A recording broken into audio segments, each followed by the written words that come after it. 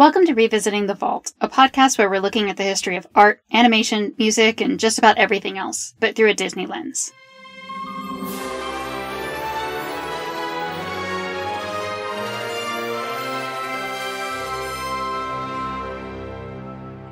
I am Mary Ratliff. I am a filmmaker, writer, social media person, lover of visual arts, and lover of film. And I'm Gretchen Harwell. I am none of those things. I am a fashion history enthusiast. I am a former performing musician. I have a child who's into Disney stuff. I am a general person. I'm a vet tech. We do have some notes on our last episode. That's right. I do want to owe an apology to Edgar Bergen in that I read that he was actually a classically trained ventriloquist, a very good one. But when he started getting radio gigs, he learned that timing was way more important, and he was on the radio, so it kind of didn't matter. So he learned that it was more important to be funny than to worry about his lip movements. And that's why he became the ventriloquist for radio, because he just let his mouth move when he needed to. I think that's fair, because he really did have excellent comedic timing. So, and then the other thing where I just was like, of course he was probably a big influence on Jim Henson. Yes. Yeah, you weren't wrong. You were not wrong. Very much so. He was a huge, huge influence on Jim Henson. He was one of Jim Henson's idols, to the point where he appeared on The Muppet Show. So did Candace Bergen, incidentally, before Edgar Bergen did, which surprised me. But sadly, this is not a Muppet podcast. Right.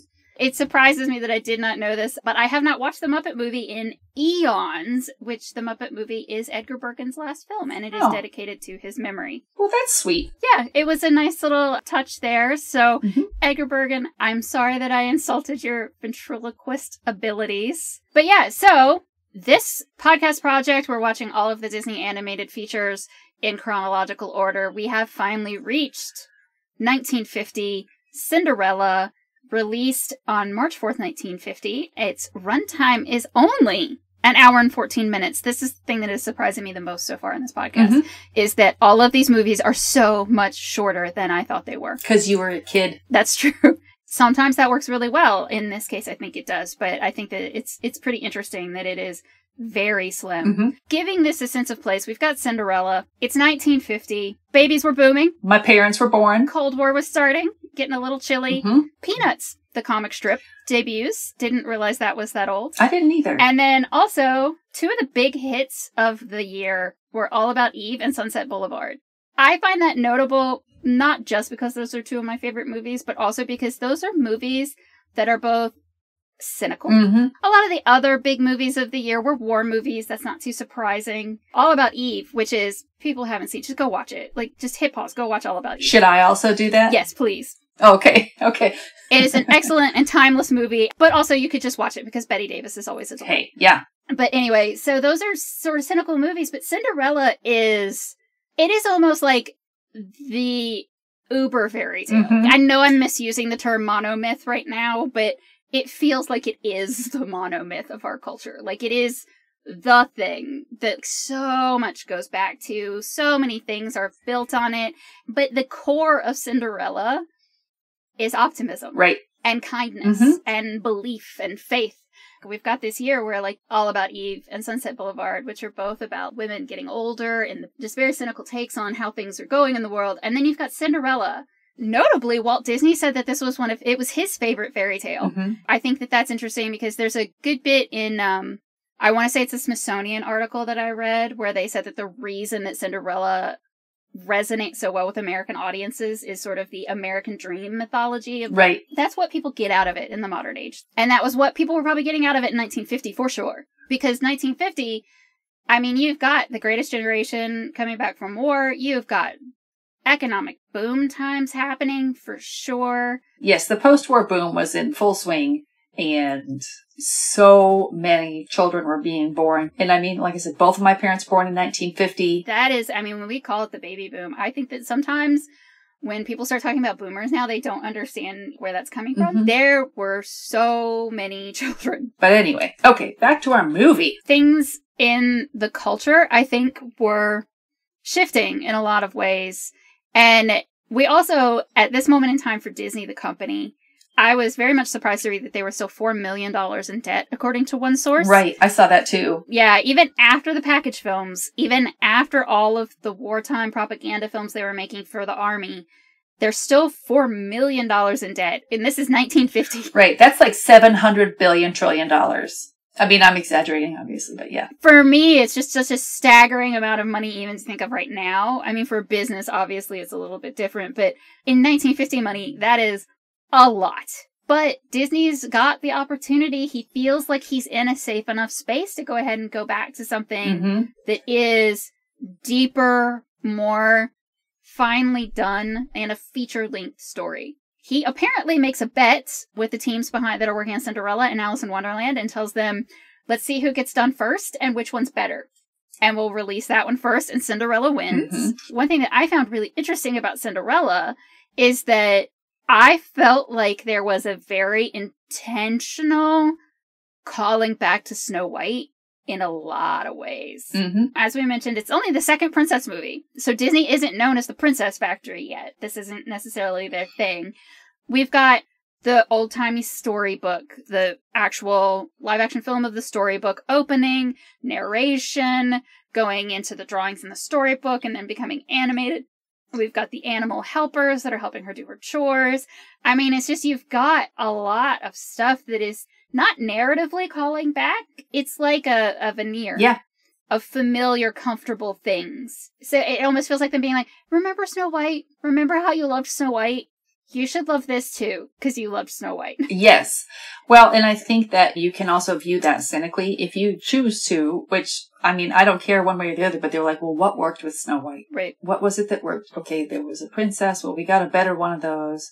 And there was this style and that thing. And the helping animals, they were a hit. Everybody loved those things. If you look at it cynically, you could make the case that they looked at the things and they were like, what can we do that again, but make it better? And frankly, they did. I think that this works. The things they chose to pull in were things that could be organic to the story and could work with the story. It's not shoehorned. No, honestly, it wasn't just in Snow White that they had done the storybook where you kind of go into the book. They did it in some of the package films. Yeah, I mean, jumping into books was actually a lot of the package films, now that I'm thinking about it. Yeah, and so I think they were like, you know what? This is a good setup. It's a way to bring people in, literally, into the story. Let's have a narrator do some world building, and boom, we're in. It's efficient. And, I mean, if we want to talk about that opening narration, I remember the opening narration on Snow White feeling like a total exposition dump. But this, I actually felt that opening narration, it was a lot more robust than, I didn't remember it existed at all.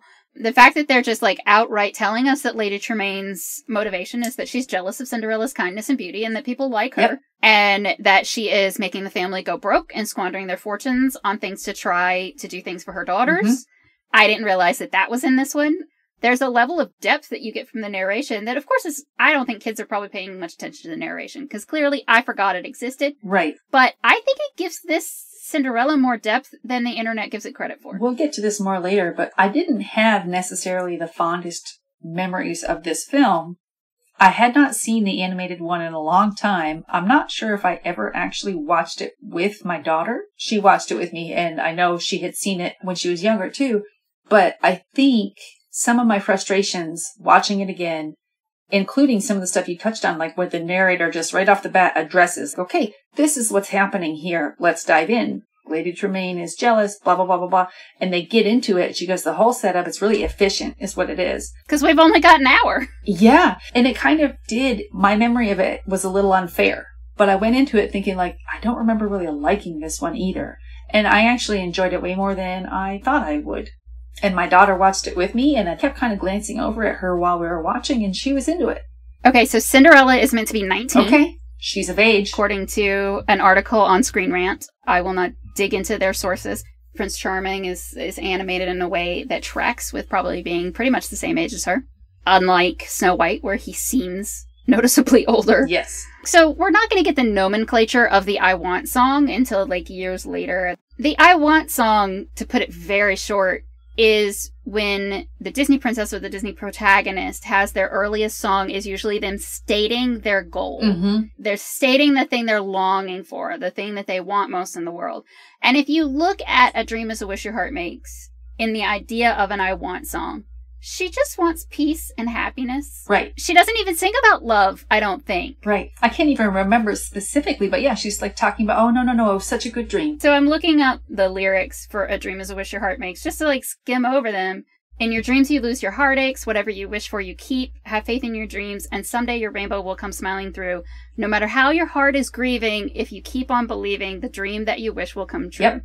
She does not say that she wants love or riches or anything like that. She's just singing her heart is grieving. Like, she owns up to the fact that her life sucks, yes, and she knows it. She's not asking to be saved either. There is something to be said for all of that. There's a lot there, and I feel like one thing that, we go ahead and kind of have to get into at this point, because I noticed it this quickly, is the voice acting. Oh, thank God. So much better. Yes. I mean, so the notes, so much better. I know you saw my notes, and I think yours were similar. She does not sound like a warbly bird child. She sounds like a mature woman. Eileen Woods was born in 29. Yeah. So she would have been 21. Mm-hmm. Close enough. I read that she beat 309 people for that role. Including some really big names. Yeah. And she was virtually unknown. And it was, some of her friends had her record some of the music, and she thought it was just like to record the music as like a demo tape kind of idea. So she wasn't even trying that hard. She just does an excellent job. And she has... The thing that I noticed about her delivery, and like the voice acting, by the way, the whole movie, the voice acting is amazing. And we will get into Eleanor Audley. That's a whole thing. But Cinderella, even in those first scenes where she's talking to the birds, has a naturalness to her delivery. Mm-hmm. She doesn't feel like she's reading lines. Not only does she sound like an adult, she sounds conversational and human. Yeah. Her delivery is very good. The music... I said that A Dream is a Wish Your Heart Makes. We've sort of been advancing in the music as we go. I feel like that song feels more modern. Right. Maybe it's just because I'm used to the music of the 1950s or something. Like, that song, and all of the songs in it, to me, felt more directly connected to how Disney music is even now. Part of that was, I think, this was their first collaboration with Tin Pan Alley, and it was the first time that the Disney Music Company, this was the start of that. Yes, before there had been music that was written specifically for Disney, but this was Disney-owned Disney music. Mm-hmm. I think there was like a degree of focus that came with that, and they were using Tin Pan Alley. They were using like these better resources to get all their stuff done. And movie soundtracks weren't what they are now. You couldn't just watch the movie and then go buy the soundtrack. The music had to be noteworthy if it was going to do anything, because one of the things that I read when I was looking up the music about this one, they said a lot of times it was like, well, it was their property and eventually they would just sell it, because what were they going to do with it? But then when they got this music, they were able to make more of it. There was a Perry Como release of, was it Bibbidi Bobbidi Boo? This was the first movie where it was like, no, the song from a Disney movie is this huge hit. Bibbidi Boppidi Boo. I mean, you probably have children who have never seen or heard of this version of Cinderella and know that song. Yeah. It's infectious. It's fun. It's silly. It is exactly the kind of song that children love. Right. And will sing ad nauseum. Yes. For the rest of their lives. A lot of it is nonsense syllables. Salakadula. What does that even mean? It's mostly not got any real words in right. it. And it's sung so well. I'm not sure if the singing voice for the fairy godmother is the same as the voice acting. I think it is, because she trails from song and she's still speaking in rhyme as she's sending her on her way. Everything fairy godmother says is leading into or out of that song. So looking at her voice, she does not have a singing voice listed. Because I know the prince, actually, is one of the ones who has two.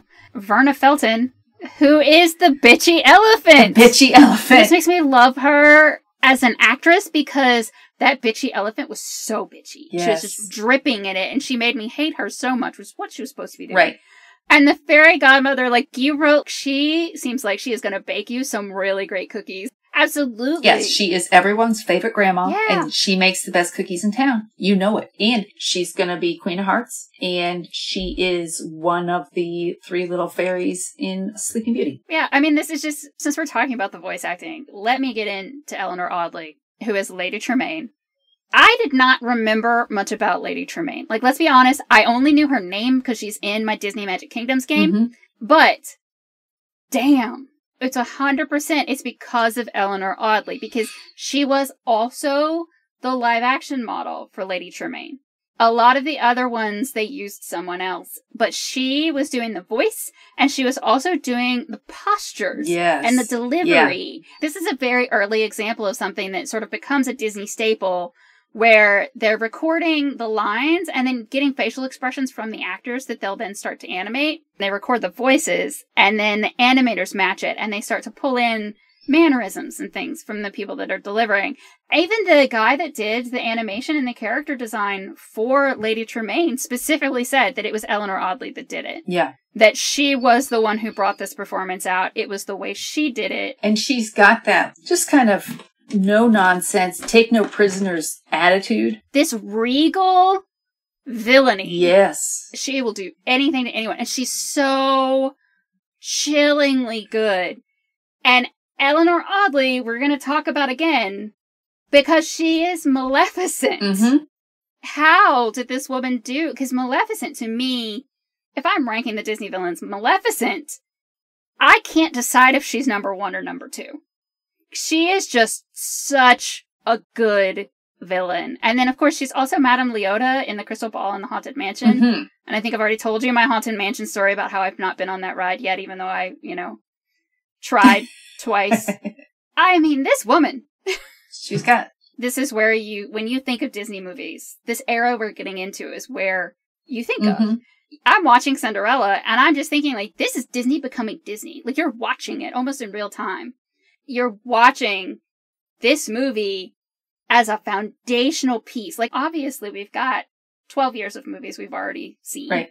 They've made some amazing technique advancements. This is the one where it all came together. Right, that's what I was going to say. This is the one where you really see all of those pieces that were good about the other ones put together into one puzzle. They're finding this voice talent. They've got these animators that are doing astonishingly good jobs. Yes, and if we can talk about the choice of the Cinderella story, I think was a big part of that, and I'm going to give them the credit of saying that was conscious on their part as opposed to luck, because even before this movie came out, it was such a huge part of at least American culture. This story was, because it's a Grimm fairy tale. Okay, fine. It goes back hundreds of years before Grimm even. Though. Yes, exactly. What I saw, there's a Greek origin story. There's a Chinese origin story. There are all these things. And then Charles Perrault, Cendrillon would be his version. It's set in the mid to late 1800s. Everybody agrees. And in fact, they credited him. I saw in your notes.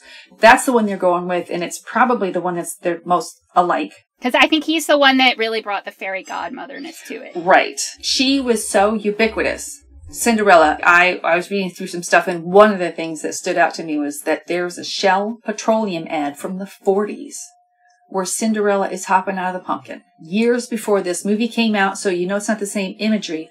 It was everywhere, and then they were like, oh, let's tell this story and hit it out of the park. And they did. Disney himself had done an animated version of Cinderella in the 20s. Who knows how well it really was known at the time, but they took a story that everybody was very, very familiar with. Mm-hmm. I was talking about this with my husband, and he was asking which Disney movie has the least amount of time between the source material and the adaptation, because this one's probably the most, right? Mm-hmm. The best we found out was Bambi. Yeah. Oddly enough. But this one is definitely the longest. From the Smithsonian Magazine article that I read, folklorists have identified more than 700 different variants of this story around the world. There are literally people who made their entire career on tracing the arc of Cinderella and the Cinderella stories. So, these aren't people that are adding in anything that's even vaguely similar. These are people that actually, there is a categorization of folklore and mythology and fairy tales. Between the Smithsonian article and the one from NPR by Linda Holmes, whatever you want to know about the history of the evolution of the Cinderella story, they both knock it out of the park on that one. They're really fun to read, too, because, let's see. Okay, so this is my favorite part from the NPR article. When it's stripped to its basics, as it is in the 1950 cartoon, for instance, there's barely enough to it to sustain more than a paragraph.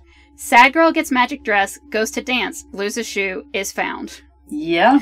The film is only an hour and 15 minutes long, and much of that is stuffed not with Cinderella's story, but with Tom and Jerry-style animal hooliganism involving the mice, the birds, the cat, and the dog. And then helper animals are common in the folklore variants, though the movie comes by those mice and birds honestly from hundreds of years of history. So that was not fully them just being like, let's have helper animals because Snow White had helper animals. Right. When you think about the plot of Cinderella, the fact that it fills an hour is actually kind of surprising.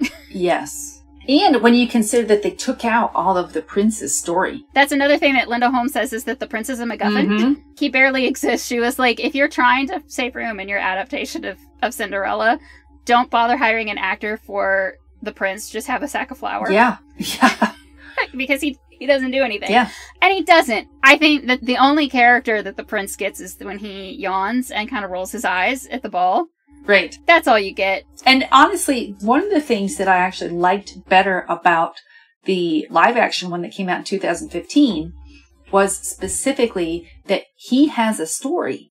He has dialogue with his father. He cares about his father. His father cares about him. And he's got his own story arc through the movie. When I was like, oh no, they had to have a story. They took it out. Okay. Well, at least he's not just, like you say, a sack of flour. I put it in the notes, and then also because I texted you last night, Ever After is my favorite version of this story, partially because of my age and how old I was when it came out. It was absolutely the right movie for me at the right time. I was watching it last night because I texted and I was like, should I wait to watch Ever After until after we record so it's not like totally coloring my opinion? And you were like, go ahead, watch it. So... Because one of the things that I loved about that one, and it is apparently one of the other things from the 2015 movie, like you said, is that they actually give them time to meet before the ball. Yes. They have a little bit more interaction. It's the same with Cinder by Marissa Mayer, which is a steampunk young adult book version of the story, where Cinderella's a cyborg. If you haven't read them, please do. Okay. They're great. At the end, she doesn't lose a shoe, she loses her foot. Fair. I mean, if you're a cyborg. And it gets weirder from there. She's also from the moon. Like most cyborgs, obviously. Just goes without saying. You know. But anywho, in that one as well, she meets the prince well before the ball, and they have discussions and dialogue and things, and most of the time the whole thing is that Cinderella doesn't actually really care for the prince all that much and slowly falls in love with him in the adaptations where they do that. Right. And I love that. But in this one, I wasn't mad at it because... the prince is not given enough of anything so that I can sort of just read things onto him if I want to. Right. And just be like, well, he seems like a nice enough guy. Sure. Their dance together is clearly a montage. We have had no idea how long they walk and dance in the garden. For all we know, it's 2 hours. Why not assume the best? Yeah. Honestly, I knew I was going to marry my husband the day I met him. It took 6 years for that to happen. Right. But I knew then. And so, what do I care? This is the rant at the end of my notes. May as well go ahead and have it now. At the time that this is set, not necessarily the 1950s, where the 1950s we're starting to get a little bit more into the idea of, your spouse is supposed to be your better half and your whole world and everything. Right. But at the time where this movie is actually set, arranged marriage and transactional marriage is the norm. Yes. Especially among royalty. Right. The king trying to arrange a thing where the prince will fall in love and propose is actually a little anachronistic. But the idea that Cinderella, who at this point is living her life more or less she is a servant. She has nothing. Right. She is being constantly emotionally and physically abused. Yes. She has no prospects. She has nothing to look forward to. She's trying to maintain this optimistic outlook. And she sees an opportunity to marry someone who, yeah, sure, she's only known for one evening, but he was pretty nice. Yeah. And he's got a lot of money. So, I don't blame her at all. The fact that he's presented as, he's supposed to be Prince Charming. The fact that he's presented as a pretty good guy, more or less. This is me reading things onto him because he is kind of nothing. Why couldn't she make that work? It would be, I guess not highly unlikely, but it's unlikely that she's going to leave her current situation where she had a happy childhood with her father to a miserable adolescence. To something worse, right? Right. By marrying up, conceivably she would end up in a loveless marriage and she would hate him and blah, blah, blah, blah, blah, blah, blah. But she could avoid him and still live in a castle. The idea that this is whatever century in France and that she's found a prince who's a pretty nice guy. Yeah. Whose dad is insane, but not in a bad way. Yes. We'll talk about him. I don't understand this need for people to not just trust the happily ever after at the end of this. Because The movie tells us they lived happily ever after. And everybody loves to twist themselves in knots to say why they didn't, or why they wouldn't, or why they couldn't. When they're revisiting Cinderella, they're constantly trying to figure out how to make it cynical. And I don't think the story should be cynical. The whole point of this story is encompassed in that opening song. Yeah. Have you seen Into the Woods? It has been years. That is kind of like a mishmash of all the fairy tales. And in one of them, there is Prince Charming. The woman kind of runs off with him. And then he turns out to, like you said, kind of be a cad. And he's like, well, listen, all I am is charming. I'm not noble. I'm not loyal. You can mine a lot of story out of that idea.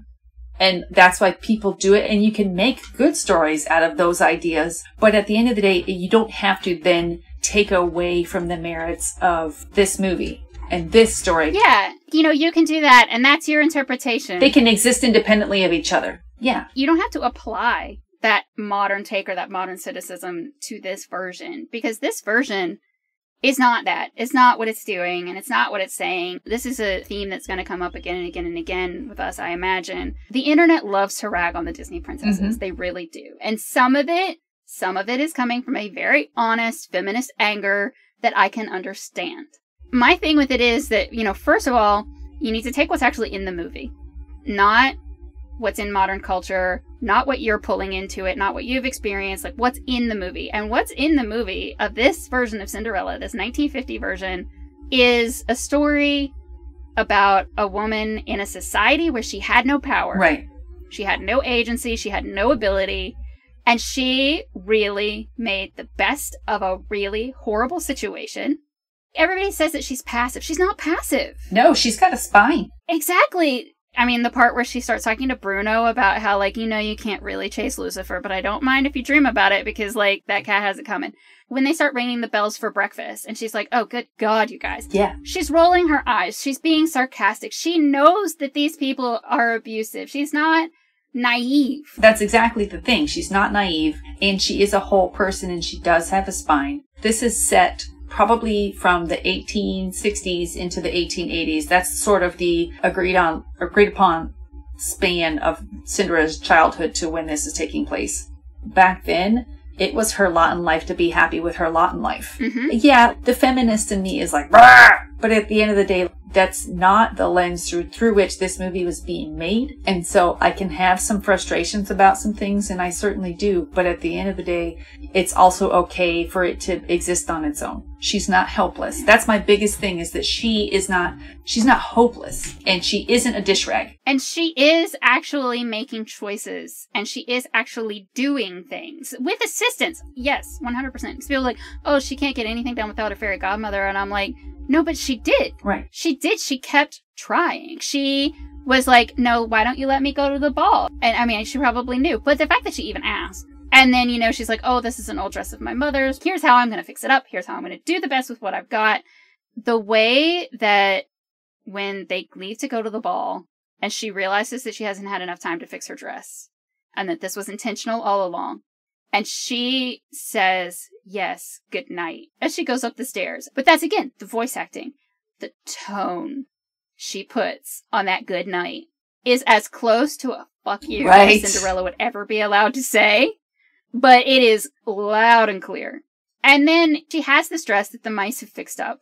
Which, okay, sure, the mice did it. The mice did it because she's been so kind and generous to the mice this whole time. She sewed them clothes. Yeah, they're like, she's made us clothes, she's done these things for us, she's fed us, she's taken care of us, she keeps us safe from the cat. She's been so nice to these animals for so long that they're like, oh, let's do something nice for her.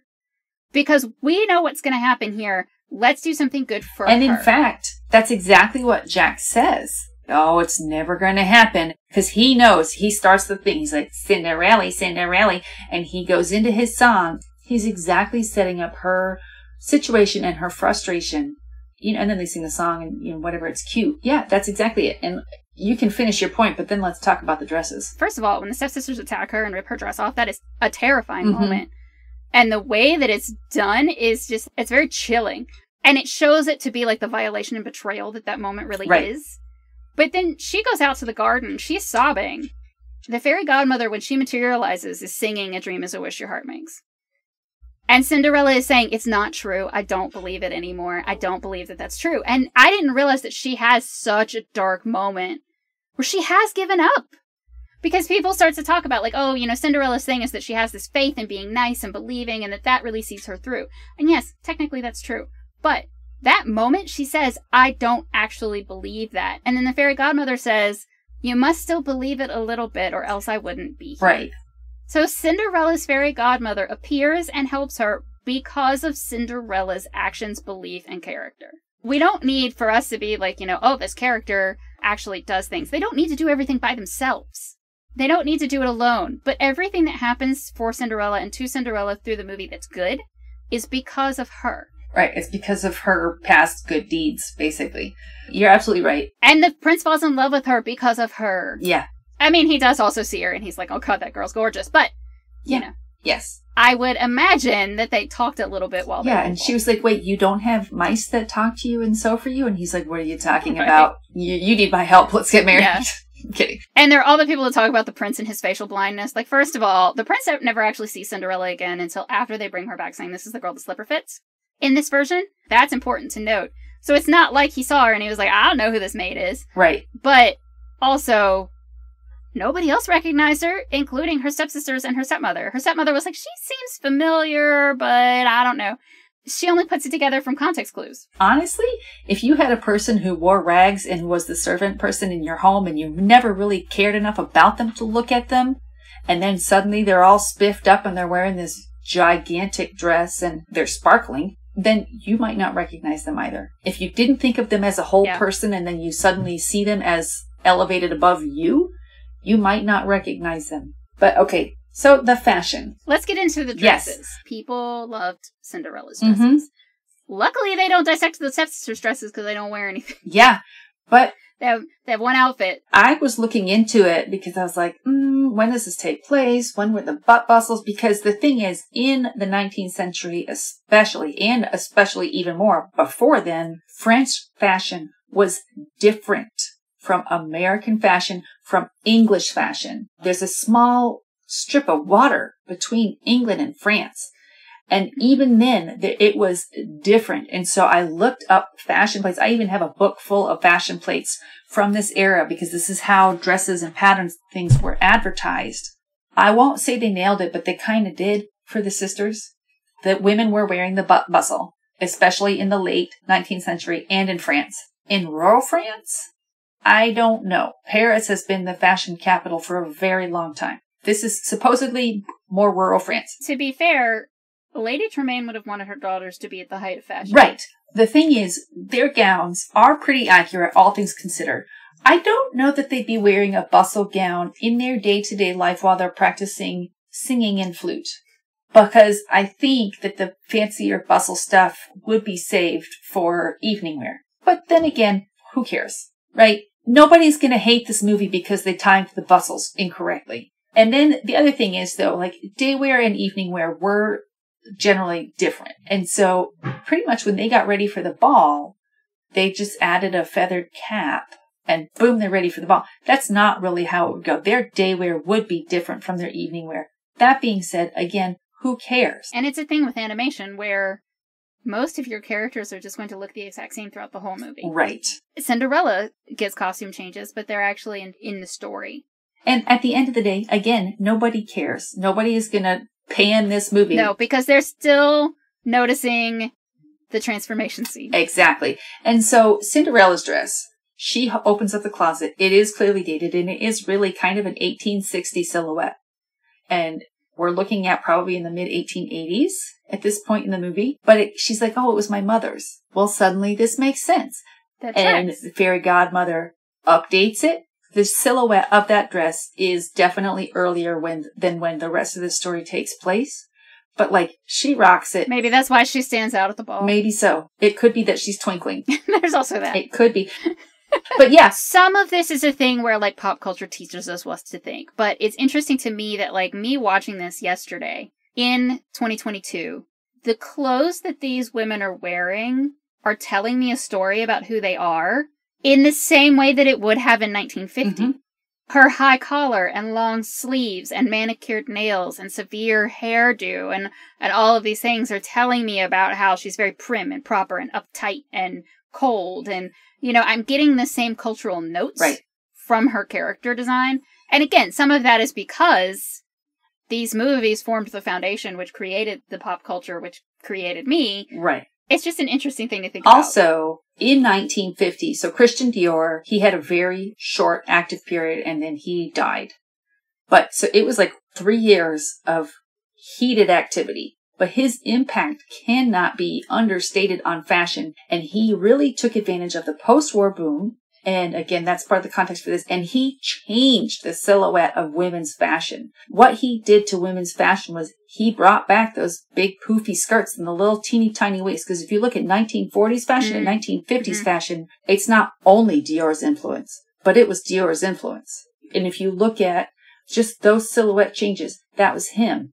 1950. And if you look at what the silhouette of Cinderella's fairy godmother ball gown is, that is Dior. Yeah, that's interesting. Because, okay, so here's one thing. I don't know how much attention you paid to it because it is almost a blink and you'll miss it moment. And it is completely washed out by the botched restoration, which we will talk about in a minute. Cinderella's wedding dress in the very last scene, to me, looked like a Vera Wang. To me, it read very modern, very classic. You know, sure, it had sort of the fairy tale poof at the bottom. The top of it was just very understated, and I loved it. I almost kind of want that dress. That was the kind of thing that I would have been looking for in a wedding gown when I got married. Her wedding dress, I thought, was really beautiful, and I was very mad that I couldn't see it better because of this restoration. So I don't know how much time we want to spend on this because there are articles out there that have done this probably better than I ever could, and especially like a Twitter thread where somebody explained the actual technical things that happened. But apparently, when Disney restored Cinderella for the Blu-ray release, they washed it out and messed it up, is the best way to put it. Both of us noticed that Cinderella herself and that the prince get very flat. Again, no noses, no cheeks. They lose their noses, they lose their cheeks, the dress loses definition, his clothes lose definition. And for me, there was a moment where I noticed that her face was flat, but it was flat, and then it got expression, and then it was flat again. When you're looking at Lady Tremaine and you're looking at the mice and even the birds, like the birds for me was the real tell, that the birds had more shading. What happened was basically when they're going to restore this for the Blu-ray release and make it like high def, instead of actually like restoring it, they just kind of airbrushed it. Yeah. I mean, that's layman's terms. That's not what they did. Technical terms, they did something else, but especially the ball gown and especially like her wedding dress, there are before and after images on the internet where you can see that you are losing definition in the clothing, you are losing shading, you are losing some of the magic sparkles that make the transformations so beautiful. I feel like that's definitely this streaming version on Disney Plus definitely has those problems. And so as much as I want to be like, some of those parts, like they lose their noses. It's a technical issue where they have messed it up. Right. Which is sad. It's sad. It's sad because this movie is 100% recommend from me. Yeah. And this is the first one. Yeah.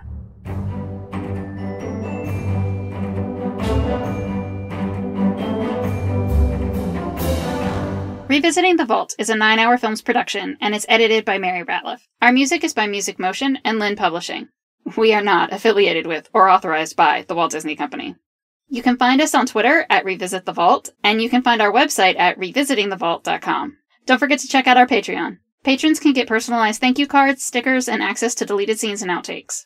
You can find that over at patreon.com/9hourfilms. If you want to support us, the best thing you can do is to tell other people about the show, and make sure that you leave a review in whatever app you're using to listen. Thanks so much for listening. See you next time.